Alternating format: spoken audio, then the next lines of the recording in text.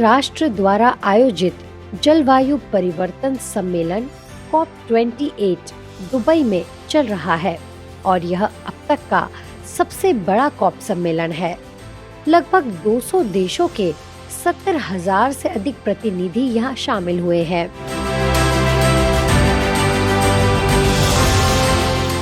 और 100 से अधिक विश्व नेताओं ने COP28 में उच्च स्तरीय उद्घाटन समारोह में भाग लिया, जहां संयुक्त राष्ट्र महासचिव Antonio Guterres king Charles III ने सभा को संबोधित किया।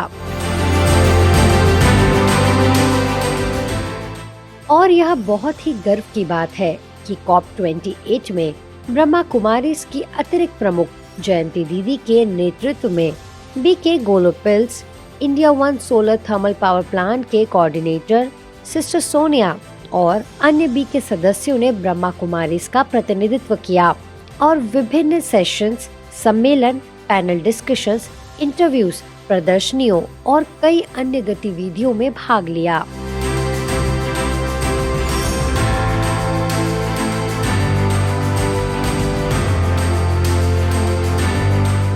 ब्रह्मा कुमारीज राजयोग केंद्र के दुबई में नवस्थापित लाइव स्टूडियो द्वारा केयर, शेयर एंड इंस्पायर विषय पर पहला सत्र आयोजित किया गया। यह विशेष श्रृंखला COP28 जलवायु सम्मेलन से नवीनतम विज्ञान, नीतियों और ज्ञान को सीधे UAE समुदाय और हमारे वैश्विक दर्शकों तक पहुंचाती है। Racism in climate change and the need for education जैसे गहरे और दिलचस्प विषयों पर क्लाइमेट विजन स्टूडियो में एक और सत्र भी रखा गया।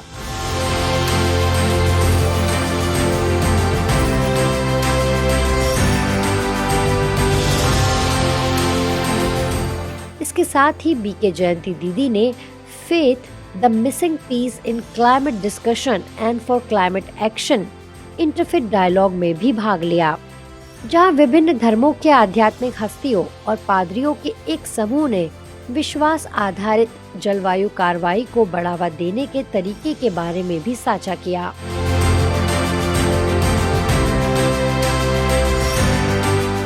आगे एम्प्लीफाइंग voices of hope and resilience पर भी एक प्रेस कॉन्फ्रेंस आयोजित की गई।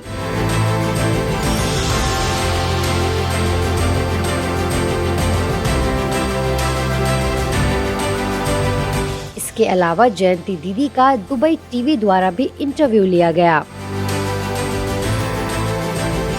ऐसे ही रेडियो मधुबन द्वारा कई इंटरव्यूज आयोजित किए गए और जिसमें BK शांतनु, BK प्रियंका और BK बीरू ने मजबूत समुदायों को बढ़ावा देने के लिए रेजिलियंस रेडियो के उद्देश्य के बारे में बात की और प्रभावशाली संदेश देना सिखाए।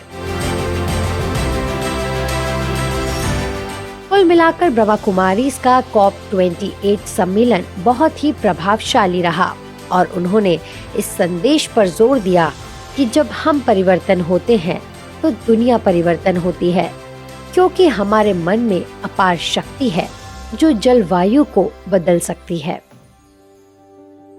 Om Shanti, a greeting of peace to all my sisters and my brothers. Nature has served us from the beginning of time with such great love and abundance, sharing all her beauty, all her gifts and her treasures with the whole of humanity. And then somewhere along the line, the relationship between nature and all of us, human beings, went a little bit askew.